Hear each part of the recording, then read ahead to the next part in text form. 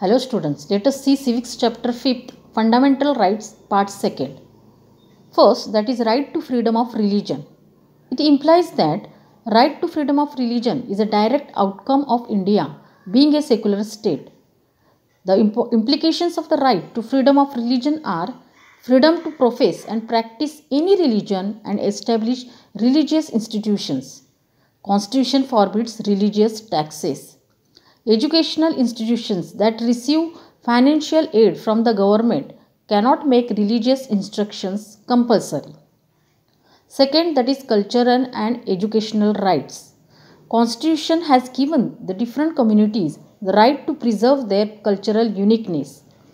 Cultural and educational rights are provided to protect the language, script and culture and thereby preserve India's diversity. Third, that is right to constitutional remedies.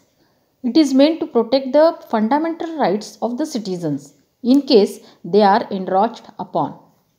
The citizens can approach the judiciary when there is infringement of the rights.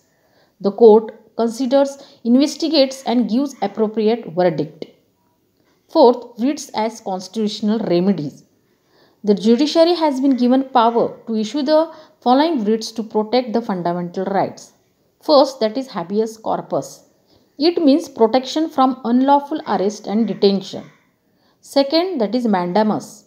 It means the order of the courts to the government to perform its duty in public interest.